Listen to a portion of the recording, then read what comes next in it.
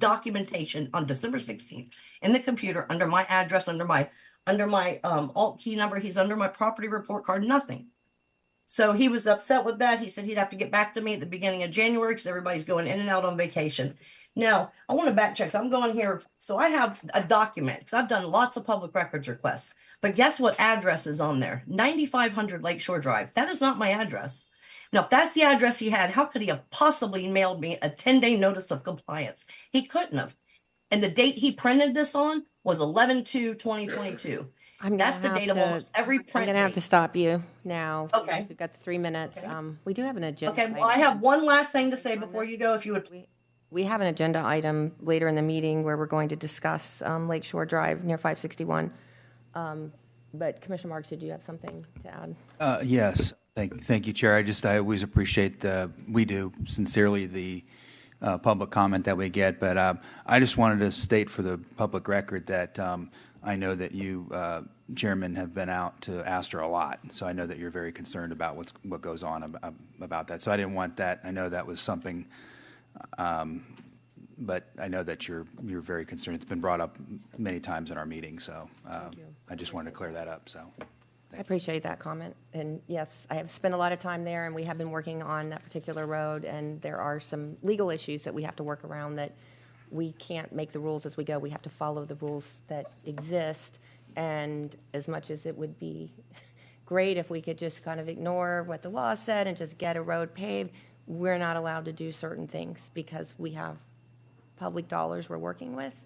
And so when it's a private road, we're prohibited by law to improve private property. So it creates a real difficulty in areas where we have private easements, private roads that are being used for a certain amount of public access, but they're not really public roads. So we're trying. We're really working hard on it.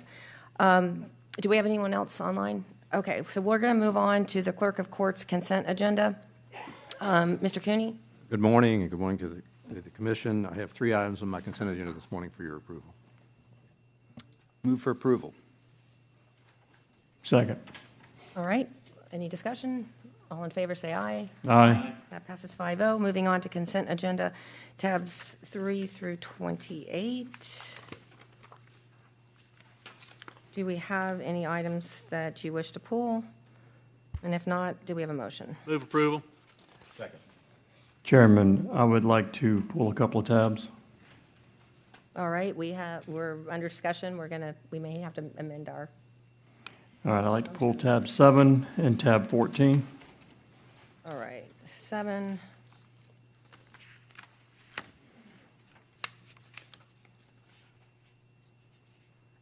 And 14.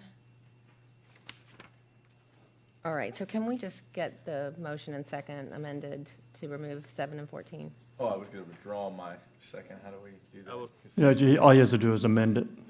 I'd like to, my motion will be to remove tab 7, tab 14, and the rest of it will be on consent for approval.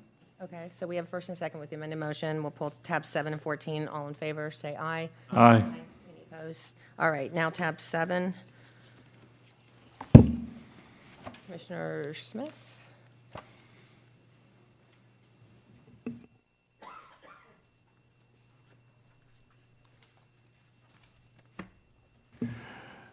So, Chairman, we can just have Mr. Ross go through all of his presentation, or I can just ask my questions, however you like.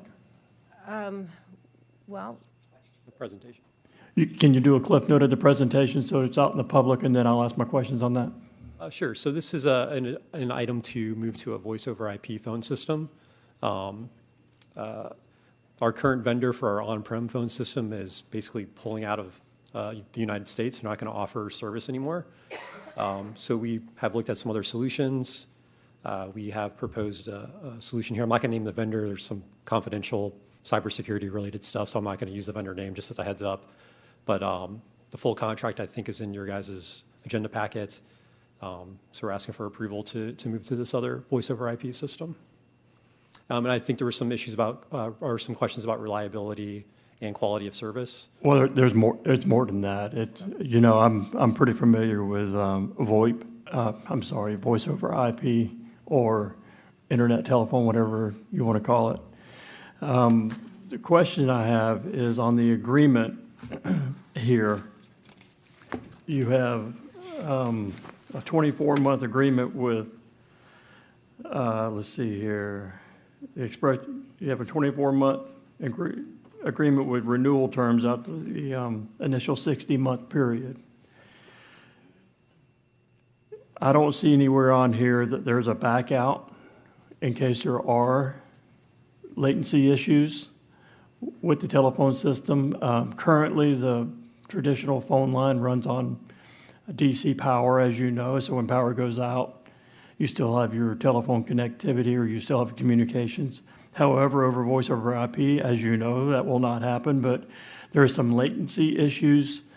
What concerns me is the lock-in at 60 months with no back out if we have a severe problem on latency. So there are two clauses in the contract about availability and quality of service. So they have a 99.99% availability. If they don't meet that, there are some service credits that come back.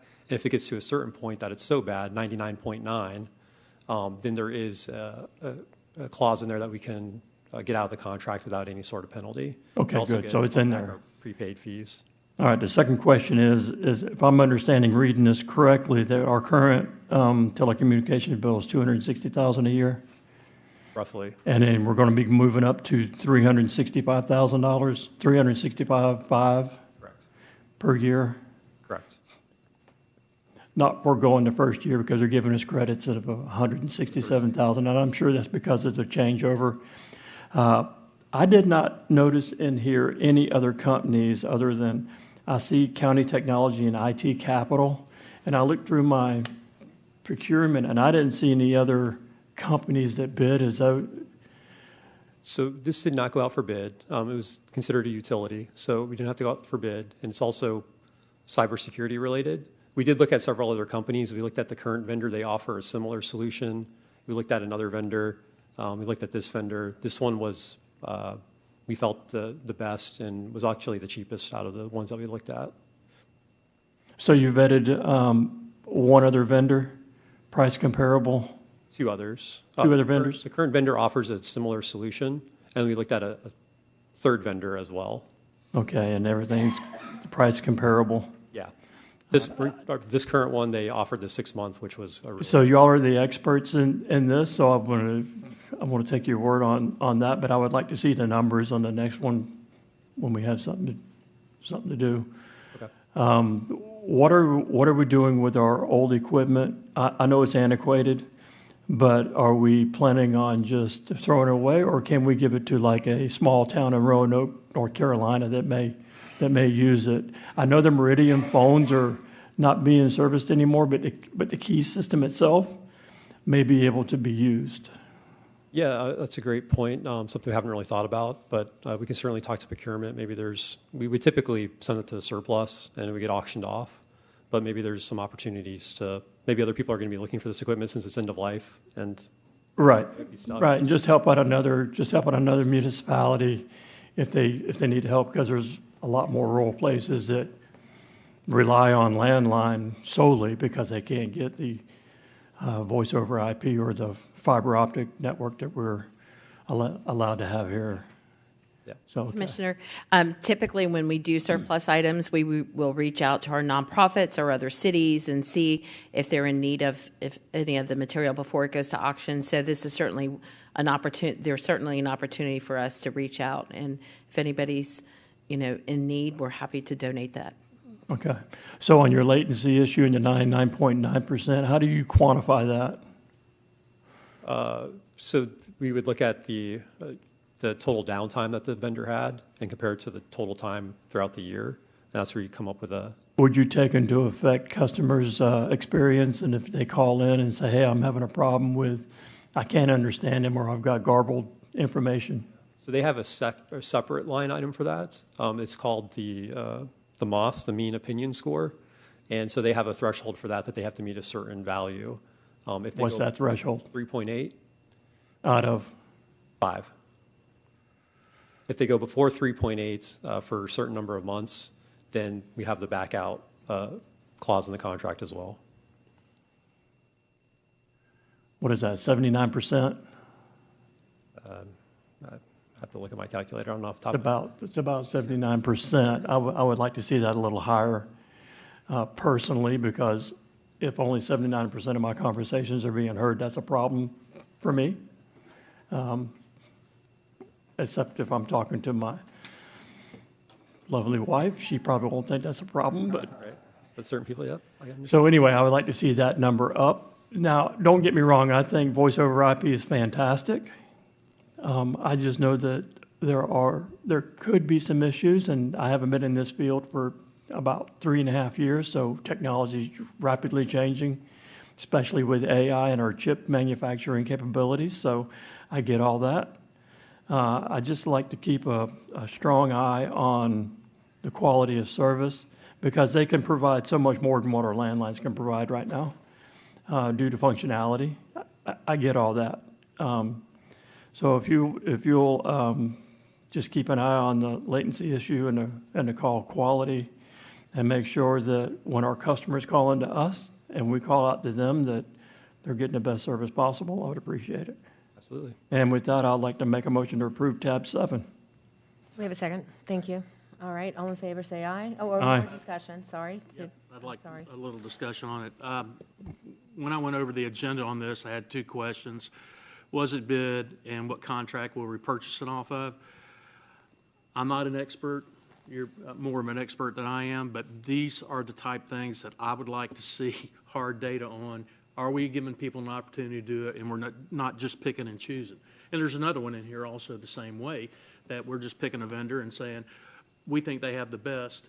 We've looked at 2 others. It's not a competitive bid situation. So, I mean, I'm going to agree with this because I'm not an expert on it, but I would still like to see more of these contracts being bid and have other people have an opportunity and just not giving somebody a contract. Correct, and that was in the first part of my statement that he's already got Perfect. down, so it's Thank you. good. All right, we have a first and a second. All in favor, say aye. Aye. Any opposed? All right, thank you, Eric. All right, thank you. And by the way, you and your team are doing a fantastic job. Tab 14, Commissioner Smith. You had asked that tab 14 be. Yeah, I can just ask on this. Tab 14 was a planning and zoning request for the ADUs. And the planning and zoning requested that they strike out, I'm trying to find it here. They strike out to where we have attached ADUs. I'd like to keep that strikeout implemented, because there are homes that are specifically, a mother-in-law suite is attached to the main house with a separate driveway and a separate entrance, and with this strike through would nullify that. So I would like to just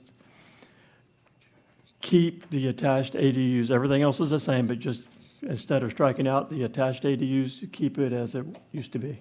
So I have a question, because I thought that the distinction was whether there was an internal door and whether it was really part of a house, a home versus a separate unit. Isn't that what? So I might have read it differently. I'll refer to our attorney, Ms. Marsh. I thought it was an exterior door.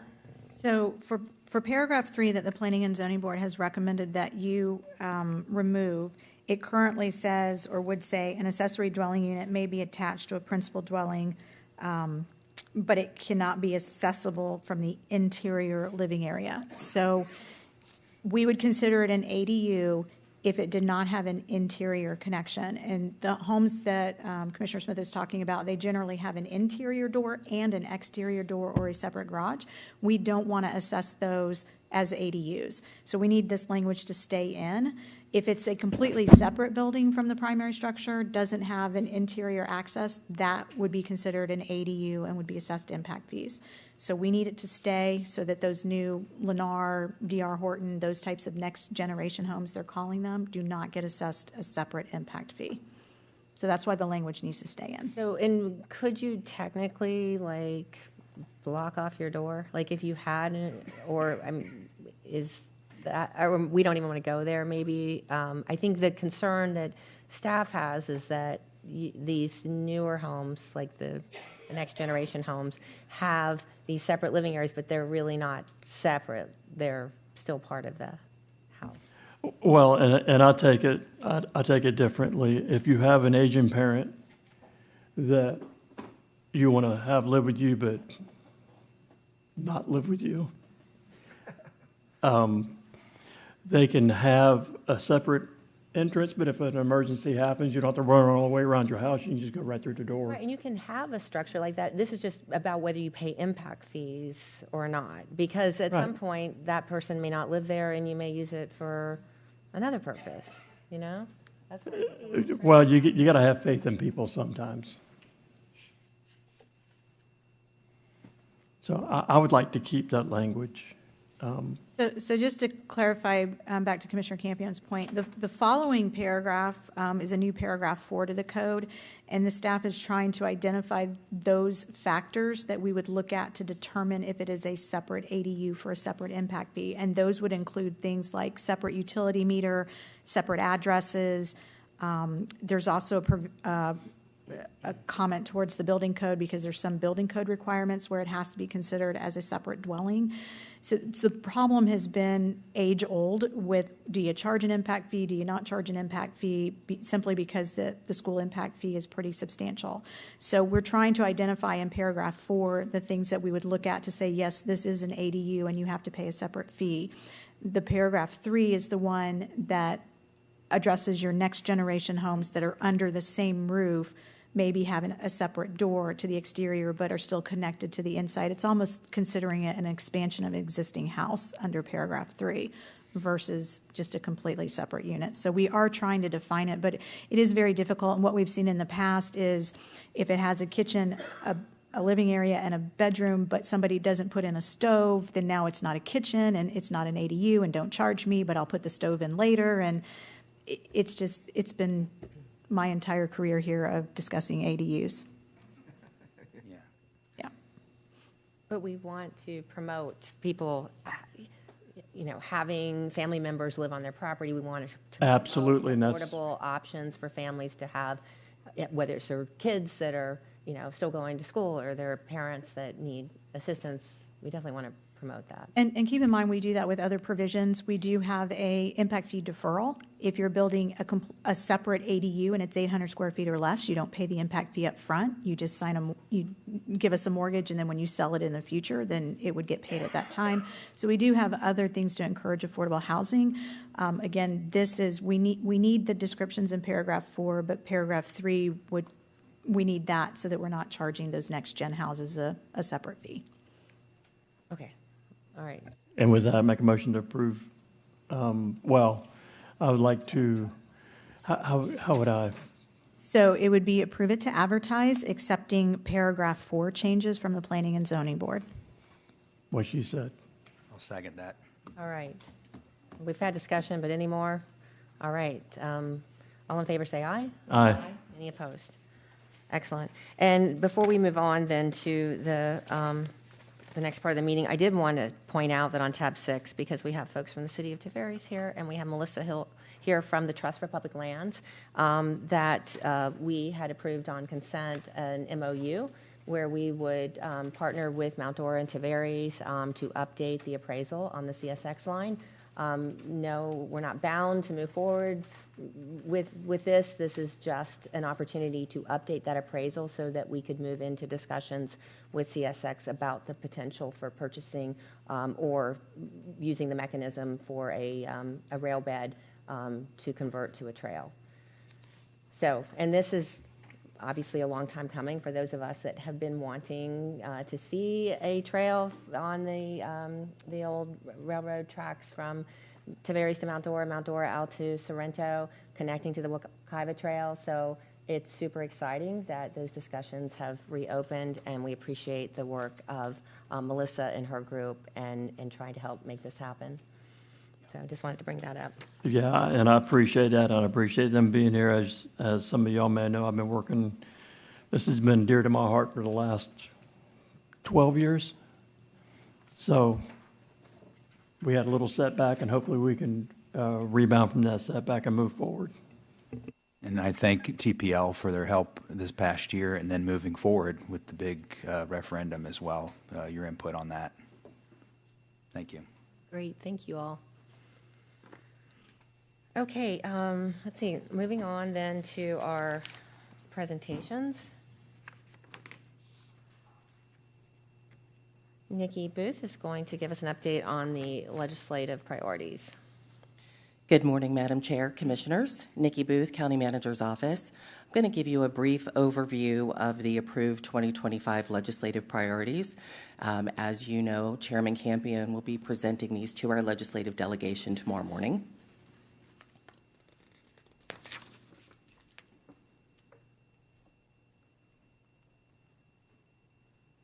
So we have 5 appropriation requests. The Golden Triangle Regional Park East Campus for $500,000, the East Lake Sports and Community Complex for $500,000, the South Lake County Public Safety Complex for $1 million, the Workforce Training and Continuing Education Center at Kagan Crossings Community Library for $750,000, and the Supervisor of Elections Building for $1 million. We also have 3 other priorities that will be presented to our legislature, the automatic road transfer to municipalities, the policy change to align licensing requirements for freshwater charter boats with the licensing requirements for saltwater charter boats, and the support for the Claremont Alternative Water Supply Study. And with that, I'll turn it back to the board for discussion. Any discussion? No, just go knock them dead tomorrow. I'll do my best. Is this too many items at one time to go ask for money?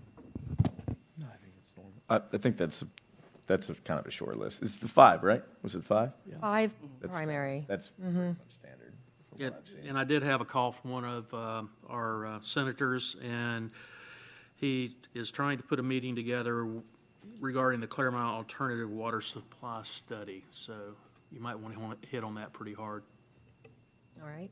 Okay. Yeah, any other input? I appreciate any suggestions. I think that, this is a great opportunity to have the discussion at a public forum. A lot of the heavy lifting comes after this and falls on each of us to, have those appointments and have those meetings and follow up on these requests. So.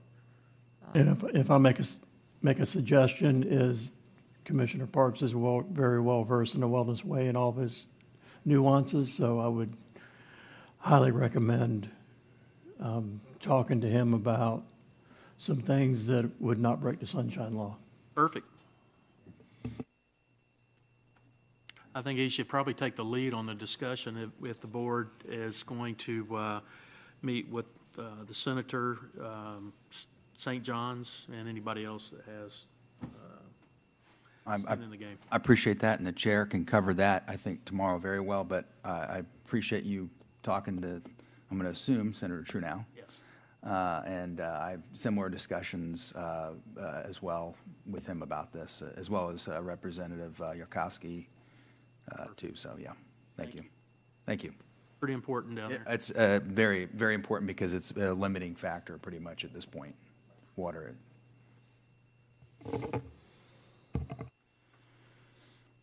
I think somebody might be having a Christmas party somewhere in this building because I'm smelling an aroma that I hope is not fire. And Chief Kilberry just walked in. I don't know if he's picking up that smell. Just want to make sure everything's okay. Somebody baking cookies? We want some. Okay, all right. Jeff Earhart, Public Works, we're going to have a presentation on the Lakeshore Drive situation that was brought up.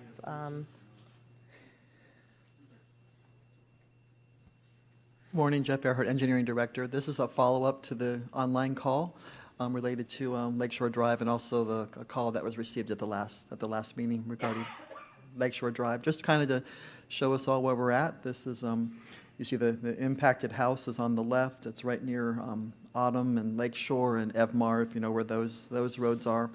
The traffic on these roads is about 3,000 trips per day, and the speed limit's 45 miles per hour.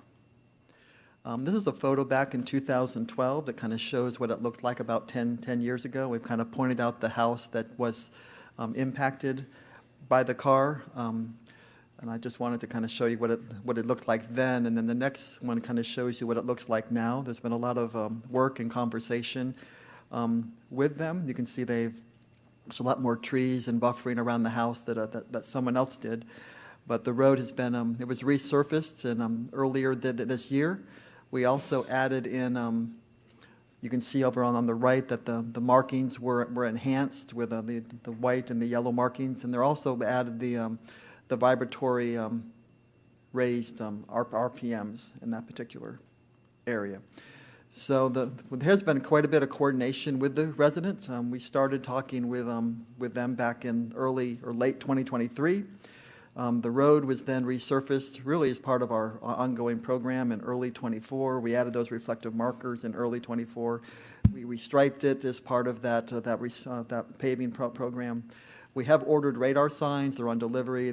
Supposedly they're on the truck. It's supposed to be here. So I did say it would be installed in early 25. It could actually be later this month, if at all possible.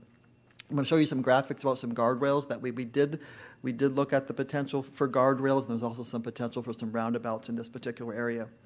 Looking at our analysis, we have an online database that shows us what crashes occurred. Our database only showed one crash, which is in 2022. So that's only one since 2014. The resident did tell us, and we have no reason not to believe this, that there was one in 2009, one in the 2012, 2013 range, and then the other one in 2022. Looking at the guardrail situation, I just kind of, the house is over on the right. You can see you see the guardrail that could possibly be installed. And then you see the blue line kind of shows where the road, where the car would have gone off track. And then the issue with putting the guardrail doesn't really protect the house because the car goes off track right where Autumn Lane comes in. So we really can't block off Autumn Lane in order to get that in there. You can also see the little yellow line. That's kind of where another guardrail could possibly be placed. Guardrails really aren't meant to be direct impact. So we really don't recommend putting it in that particular area. But this is one option that we did explore and we talked to the resident about. There is some roundabouts that are intended to come here on Lakeshore very soon. You can see potentially on the left side, we're currently in design for the roundabout at 561 in Lakeshore. So we hope that construction may start in the next year or two. The design should be completed early next year. As well as over to the right where this house is, you got Autumn Lane and MR. There's a development that has come in and talked to us about potentially placing a roundabout at that particular intersection. If that development does come through and if the roundabout does come to fruition, this would serve to, one, slow down traffic, and it would also, right at that intersection, would give that roundabout, which would direct traffic in the direction we'd want to go. So if that development comes through, that would be a longer-term solution. It's everything we do. We try to start with something that's low cost, that may give us some benefits, which was those markings and signings, then we go further and further and further in our steps. So that's the update. She did mention building. I don't know about the building issues with that. But if you have any questions for me, I'll be happy to answer them, and Merry Christmas. Is there a flashing light or caution light or anything like that out there, as far as like a solar powered? Well, I don't think there's a solar. I don't know if there's a flashing, a warning light. The radar, the speed, the radar sign that's going to give your speed limit is going to go up either in December or January. Okay, so that should be a big improvement with that, the radar sign going up. It'll be the one that kind of says the speed limit's 45, you're going this, and it will tell you. They've just been on back order. Commissioner Parks? That's all right. Yeah, she doesn't use the I'm button just system. watching for now. We'll see. She's leaning on that. We have a button speed for everybody. We have a little system on the queuing up of who wants to speak. And you're a rule follower, so I know you wanted that. But anyway, I digress. Just a question here with there's about the roundabouts again, just confirming latest and greatest sort of best practices and knowledge and science behind roundabouts. Make it clear that we don't need to put roundabouts everywhere around Lake County. Not advocating that, but they do have an appropriate place. They are safer, still safer, I assume. And they, over 25 years, will typically cost less for us to maintain than an actual traffic signal. So that data is still there, because I get asked about roundabouts, and we hate roundabouts. They're costly. So I like to make sure I'm still accurate on what I'm saying and telling people we don't want to put them everywhere, but they are safer and over 25 years cheaper for the county, actually. So, You are correct, yes. thank you. Any other questions, comments? Commissioner Smith? Oh, she's waiting for his. Commissioner, My button's not working, is it? if you just like give me a signal, like. Maybe go like some- this. Hey, this is his deal, not mine. I'm just trying to follow the rules. I like that. I appreciate it. So is county staff recommendation not to put up a guardrail? Correct, yes. And is it county staff recommendation to put up a flashing speed sign? We are planning to put one up, yes. And are those flashing speed signs, can they be reallocated once the possibility of a roundabout goes in? Yes, they can be Okay, relocated. that's all I needed to hear. Thanks. Okay. I need to check to see if we have anyone online on this agenda item. Is someone raising their hand, perhaps? Yes, we have 2 hands raised. The first is David Patrick Dewey. You should be able to unmute your phone and state your name and your comments for the board.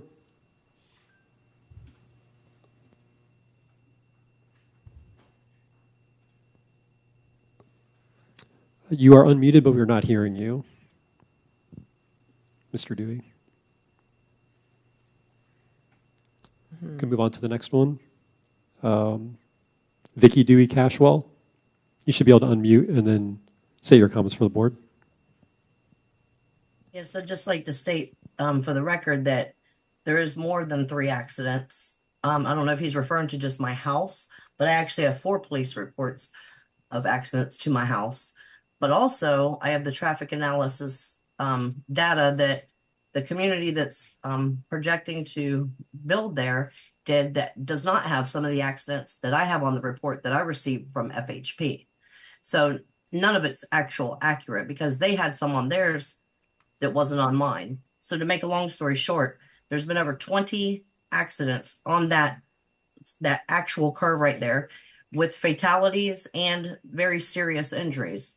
Now, I have videos that I would love to be able to show, but I know you're not going to have the access or allow me to show them, but of video that I take every day here of these trucks coming around this corner.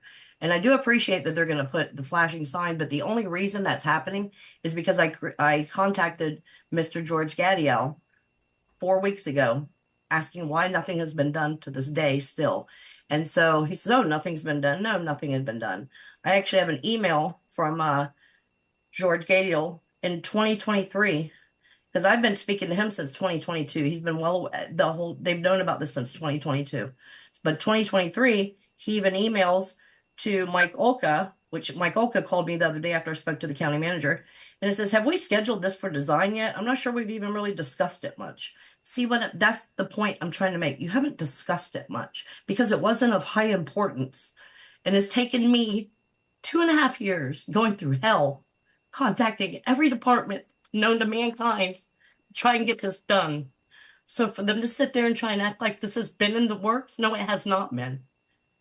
This community that's wanting to build is the only one trying to push to put this roundabout there. The engineer has come out here and met with me twice. I've talked to him about 5 times. And something just needs to be done. And not just because now you're going to try and look good and say, oh, this has been in the works. No, it hasn't been in the works. The only reason it's ordered is because Mr. Gadiel told me that he had actually just ordered some. Oh, I didn't realize nothing had been done. So yeah, you'll be the first on the list. Well, thank you for being first on the list after 2.5 years of hell. And one day I'm going to speak at every meeting until I get every bit of this other part of this out.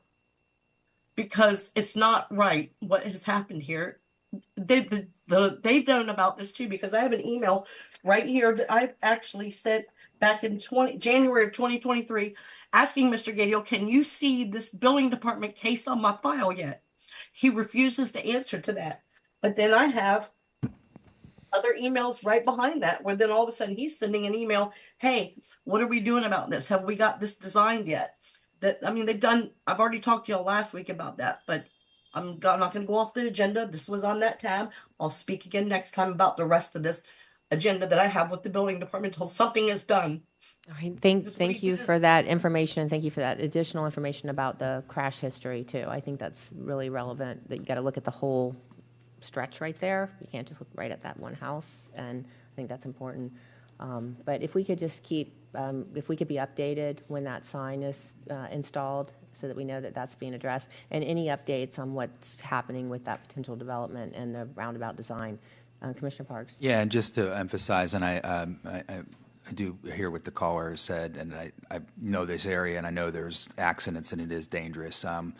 But I think I said this last time, speed is a very big factor in this, too. And, you know, we always ask for more enforcement, and I'm sure these will help. These improvements, even if they are late to the caller, will help.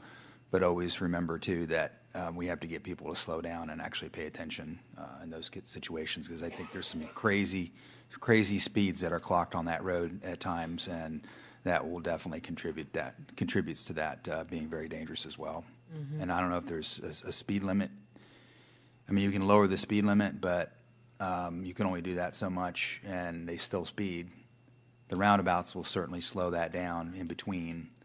And as you get the feel of it being, see, this was, 20, 25 years ago.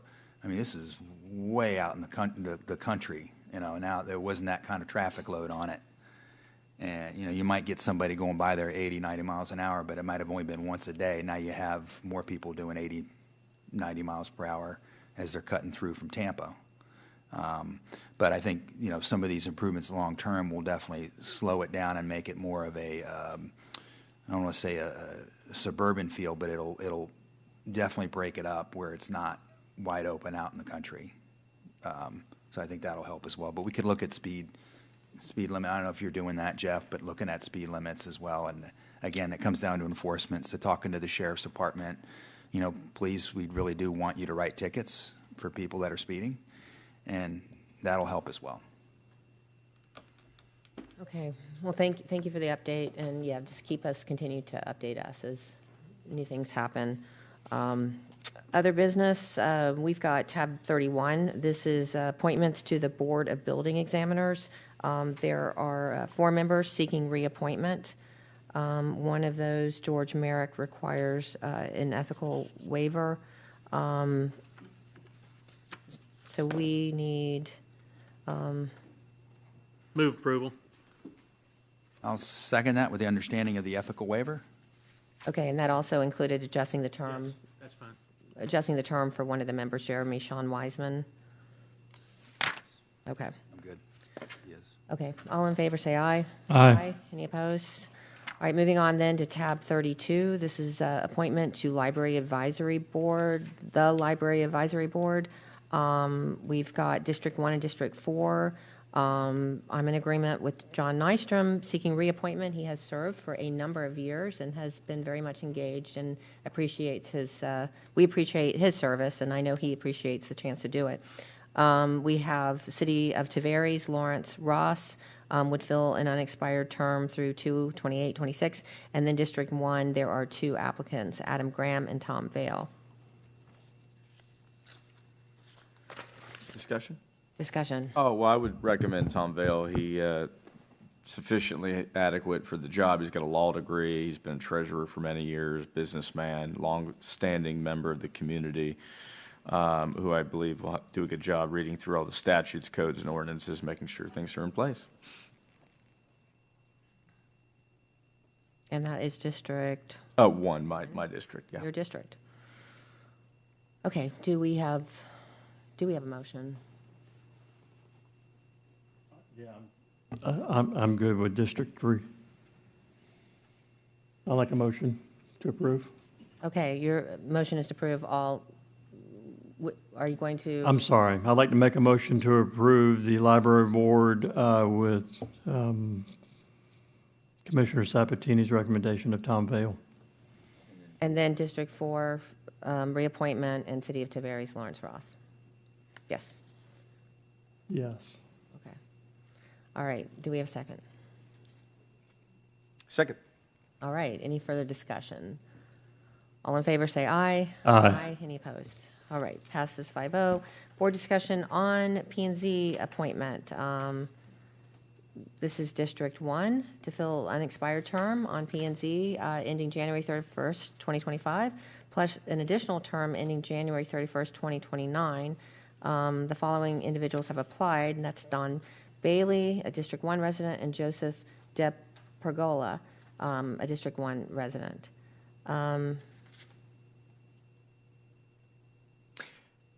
Just making sure I understand. We're filling an unexpired term plus an additional term through 2029. Gotcha. Same appointment, but it extends to the rest of the term. So this is District 1. Usually we defer to a district commissioner on their request. Both are great. I would recommend them, but one district, whichever district, one is open now, one begins soon, correct? Okay, so I would recommend Don Bailey for the immediate one, and then we can just reappoint him, because he's a former county commissioner here, did a great job in the 1980s and 90s for us here in Lake County, and very, very skilled and ready for the job on day one. So, Second. I would move to approve Don Bailey for the remaining part of the existing term, and then Mr. DePergola for the new term. Wholeheartedly second. Okay, so we have a first and a second. Everybody understands. Mr. Bailey to fill the one, and then De Pergola to then extend out to 2029. All in favor, say aye. Aye. Any opposed? All right, thank you very much. Now we have tab 34. We have 2 positions on the Tourist Development Council with a term expiration of December 1, 2028. So I'm on the TDC board. I would like to recommend David Perry, who is a phenomenal businessman, business owner, and just a great guy all around. And I would like to also have Gigi Lemon come back onto the board for a reappointment, as she has done a fantastic job, understands economic development, and understands this for everybody in Lake County, not just for a single entity. So I highly recommend those 2. Okay, with that recommendation, too, I want to point out that Gigi filled out a card. Gigi, do you want to speak, or are you okay? Yes?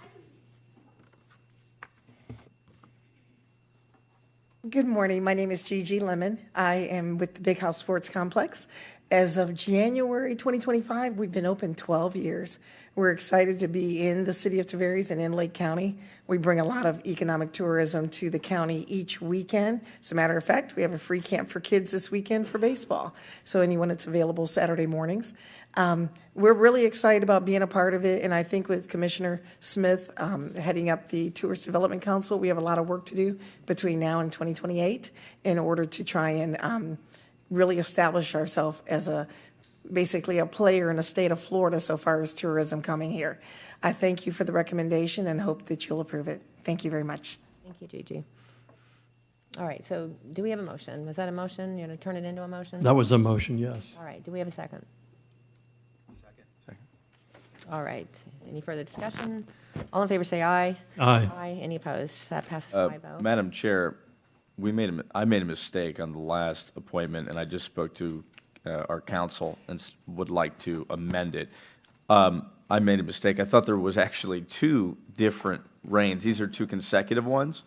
So if you don't mind, I'd like to move to retract the original vote and then choose Don Bailey for both the unexpired term and then the following term, which can start at the end of the expired term. So it would be for a month and a half, then another. I read this as, I just sort of forgot that we only get 1 appointee for each board. So it was my mistake. I apologize. And just to ask the county attorney, is from the standpoint of, So can we just make a recommendation to him that he would just appoint Don Bailey for the next term? Yes, so what I would do is just one motion to rescind the appointment of Joseph D. Pergola and appoint Don Bailey to fill the next term. the next term? So I move to rescind Mr. DePagola for the term in which he was just appointed and to instead name Don Bailey for that position. All right, do you have a Second. All right, all in favor, say aye. Aye. Aye. And just for the record, I'll reach out to Mr. DePagola because I'd like to have him, serve the county in some capacity. So. Excellent, okay. So, and we got the vote. All in favor, say aye. Aye, everybody? Okay. That was 5-0. And then Commissioner Sabatini will reach out to Mr. Di Pergola. And we appreciate folks that will put these applications in and want to serve, and sometimes we can find other places where they can serve as well. So that's great. Okay, moving on then to reports. County Attorney. County Manager. I just want to remind everybody that county offices will be closed next Wednesday for Christmas Day, and then January 1st for New Year's Day. And I'd like to wish everybody a Merry Christmas and Happy New Year. Thank you. All right, Commissioner Sabatini, any report? Let's see. No report. I went to the, with you, both went to the MPO. Nothing really that new or interesting there. I'm sure you can make a few remarks about it. But obviously, we want to make sure, I'd like to make sure that Highway 19 in South Lake, going south through Groveland, is prioritized. So that's going to be something I'm pushing in the future. And then, let's see, last month we did the medical board. So, you know, I'm sure we get our appointments next month, and I'll have a lot more to say. But for now, not too much. So Merry Christmas, everybody. Commissioner Barks. Yes, I've had the distinct honor to join our county manager in the Christmas decorating judging contest that's currently going on right now. We have seen some absolutely fantastic Christmas spirit going on in the county, so it's nice to see. I had a visit with Hawthorne, answered a lot of their questions. Hawthorne community there in South Leesburg.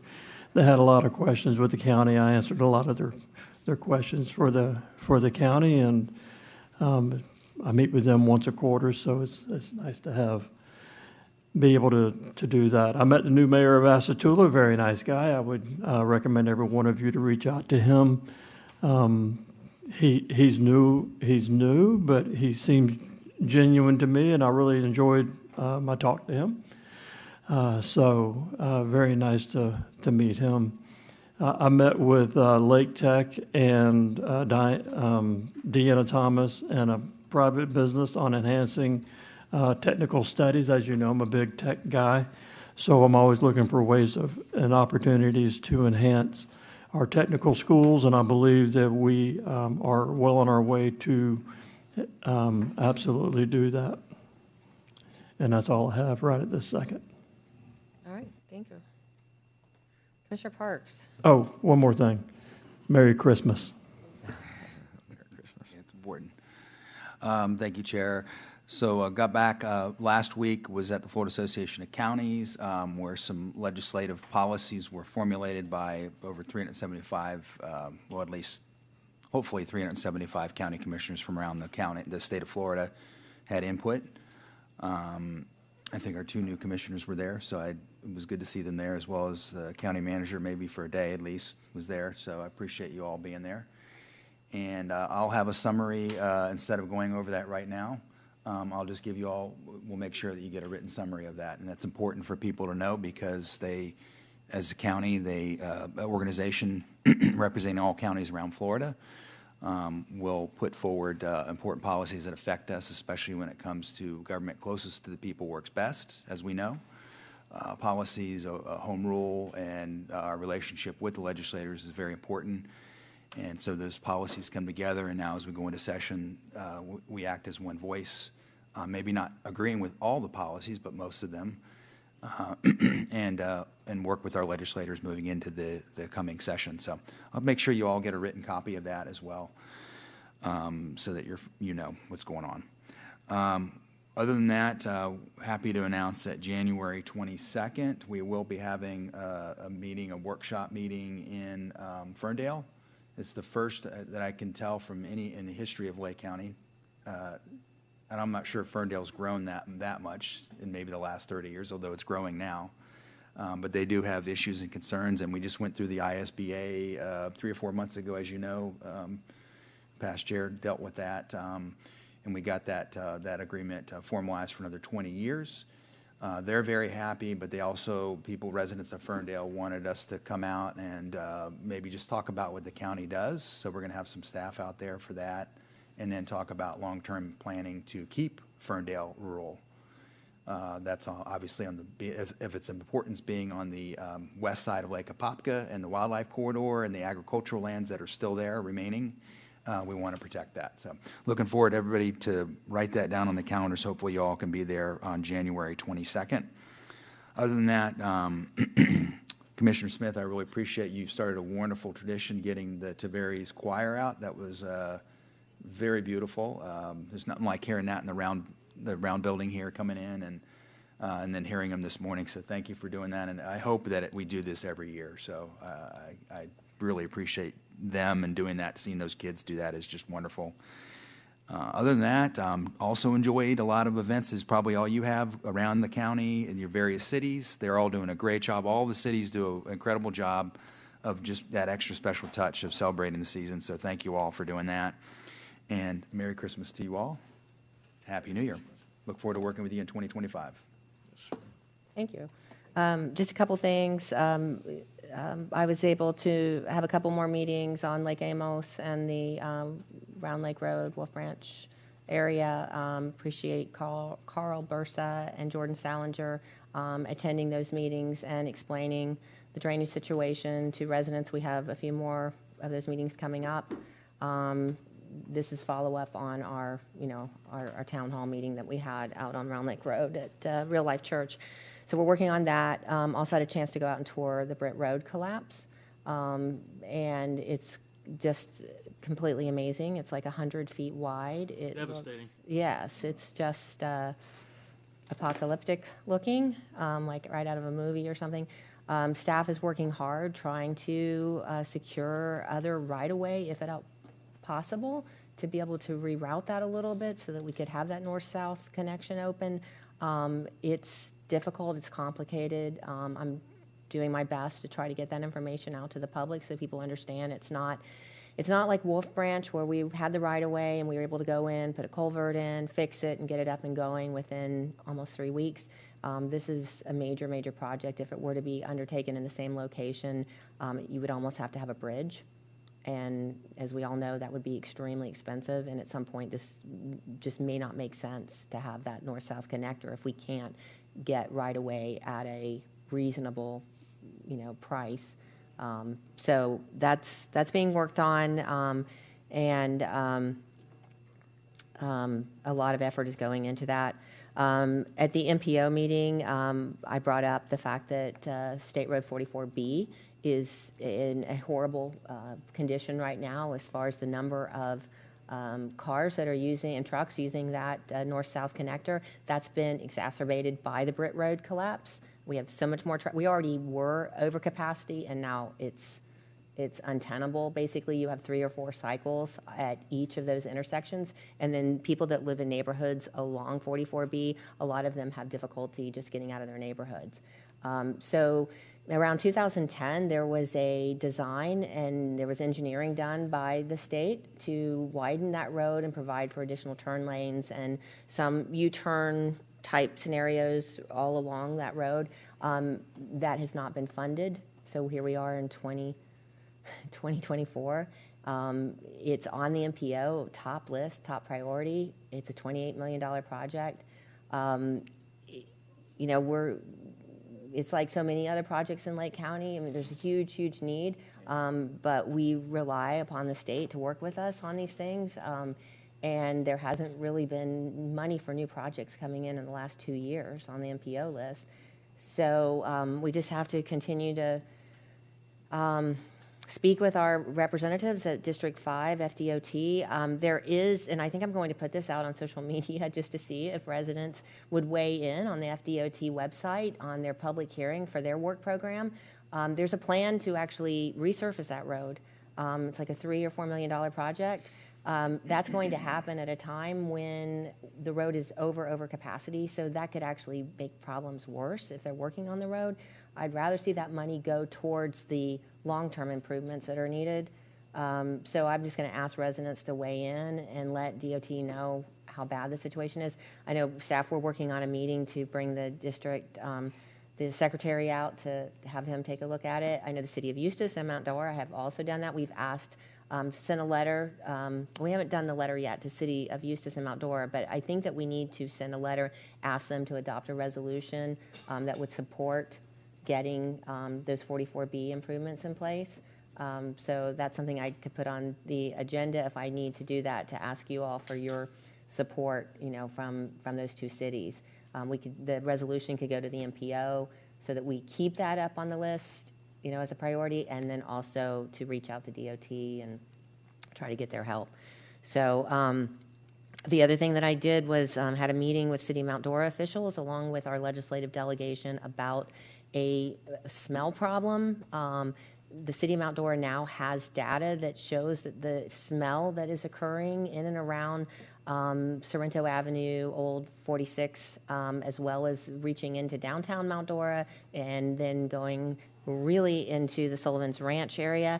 They were able to capture air, run tests, and it's related to items that are in the C&D landfill there.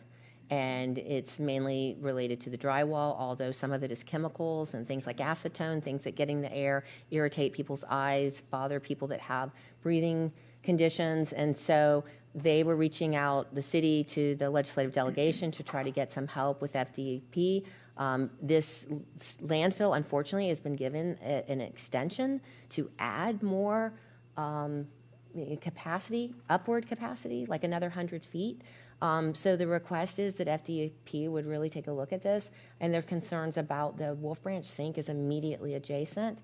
And our staff had collected water samples that did not show that there were contaminants, but there may be evidence now that there's some contamination. So we really want to stay on top of this and pursue this with FDP. And ideally, it's just really, really a shame that we have a C&D landfill right next to one of the most, pristine and vulnerable water features in Central Florida, a direct connection at the Wolf Branch sink to the Floridan aquifer. So I'm going to continue to stay on top of this, and I appreciate the support of the board if there are things that we can do as a board to try to get this situation addressed. Commissioner Sabatini. I mean, I'd be open to making a motion right now directing staff to draft a letter immediately to DEP, especially going into the legislative session, saying, please do not let them expand, or inform us what the reasoning is here, not just the waterways, but one of the most iconic cities in the entire state of Florida, which of course its externalities are affecting. So, I mean, I would move to do that right now. Obviously, I want to hear from you guys first. I don't want to be too abrasive here, but I would move that we immediately pen a letter to DEP and tell them to please brief us on what's going on and what we can do to stop it and why they think that's a good idea, because it's no longer a good idea. Probably was maybe years ago when they approved. They weren't thinking ahead, but. Right. No, and I don't know whether we have to put that on the agenda and actually do a letter, or whether just having a consensus that I send the letter as either the district commissioner or the chair. I don't know, Melanie, if Or both. I like that idea. I think the more, I really would like to see us be able to achieve a positive result here, because this is very, very serious. So you can add it to the agenda as an emergency item, and then you can vote on it from that point. Okay. I would move to add it as an emergency item and directing staff to pen a letter to DEP, reiterating our public position that we've all on a consensus basis have made public here, and I move to do so. Do we have a second? I'll second, and I have just. All right, so this is to put it on the agenda. All in favor, say aye. Aye. Now it's on the agenda, and we can have some more discussion about what the letter should say and what it should address. I mean, I'm supportive of the letter, definitely getting involved, especially with the health issue. And just the question, is it Chinese drywall that was dumped in there?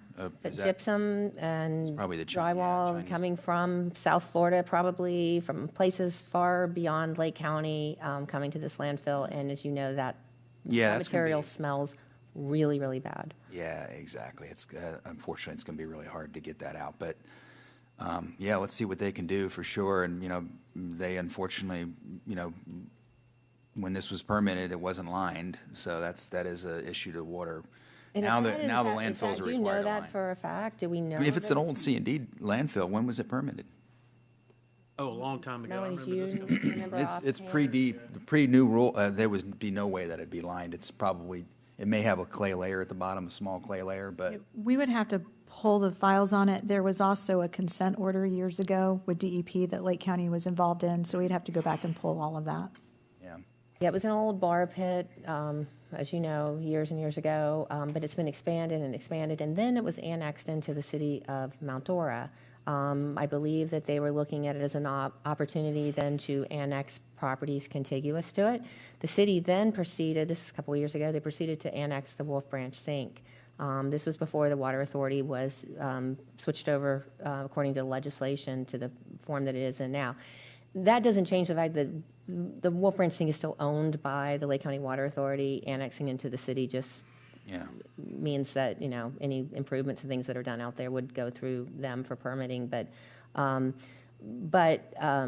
the fact that it's been enlarged and expanded, and right after the hurricane, Bobby and I went out there because we were really concerned about what was happening with runoff. And so we have a lot of pictures. A letter was sent by staff to DEP, and I think the Water Authority, about their concerns. They went out, looked at it, and there's really a lot of evidence that water could be leaving that site or it could be seeping from that site. So following up, I think, is something that we absolutely have to do, and I think this should just be a huge priority. We can partner, you know, Mount Dora can do their part and approach it from the city's standpoint, but I think the county, you know, this is a water source. This is the surrounding county residents.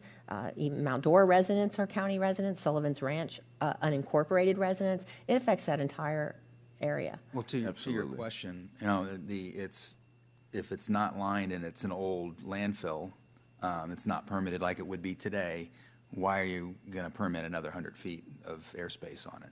Yeah. That's a good question. And then now they have this data they've collected that's showing stuff in the air and potentially in the water. Sure, yeah. So, and then, of course, you know, if you know, we could look down the road for a legislative appropriation to get that fixed, because that's something that, you know, you look at our legislative appropriations, they're things we really want, but they're not always things we need.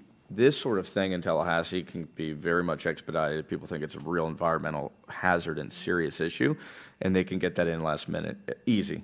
Secondly, on the policy side, if we find that DEP is telling us, well, there's nothing we can do, blah, blah, blah, blah, blah, general law can change that. So there's always going to be a DEP package in Tallahassee. We can do a last-minute amendment saying landfills of this side need this much approval from these years that they were approved, blah, blah, blah, and you can get it done in Tallahassee. So we could do something during session to stop this expanding if we don't want it to as a priority, and we could talk about that later. But, and a third note, I would just say, yeah, in terms of the contents of the letter, obviously you've been the point person on this and you're on top of it, so I would just say, you know, I would move that our county attorney and our chairperson work together to formulate the letter and get it out as soon as possible, and I think, you know, I think all the points were made, and it's going to reflect what we talked about, so. Right. I really appreciate the support, and we'll bring you updates as we receive them. All right. So we have a consensus to send the letter now that we got it on the agenda, so we don't have to vote on that. All right. And those were that was my report. And I again want to thank the Tavares High School and the choir. It was amazing, and Commissioner Smith for making that happen. I think it's a great tradition. Want to wish everybody a Merry Christmas. It's hard to believe. What is it, 7 days? Oh, it's getting really, really close. Lots to do between now and then. And wish everyone a Happy New Year. And I really, truly look forward to the things that we'll be working on in the coming year together. And appreciate staff. And I just hope everybody enjoys this time as an opportunity to kind of get away from work and enjoy their families and their loved ones. And just a reminder, you do have a closed session at 11 o'clock, and that will be across the hallway. Okay, all right. So 11 o'clock, we will have our closed session, just a reminder. So with that, I'm going to adjourn the meeting. Oh, wait. We went down this list, and I just skipped right over you. Look how big I am. How can you skip over me? Well, see, what happened is we started. You don't have to explain. And then, we started going this way, and we should have started with you. All right. Can I speak now? Yes. Okay. Boot camp. We went to boot camp at FAC. The good part about it is I knew about 90% everything they were saying, because I've done government work before. I met with Habitat this morning. Director got a tune-up on that. Commissioner Smith was lucky enough to introduce me to Mayor Teeter and his wife at Asatula. The MPO, I asked him to get a better owl because I'd like to see everybody in the meeting when I was online. But good information. There's a lot of. That's a really hard one to do. It is. Zoom. If you can be there, That's what I will try to do next time, I'm sure. Other than that, I wish y'all a Merry Christmas and Happy New Year, and we're going to have some good things coming in 25. Absolutely.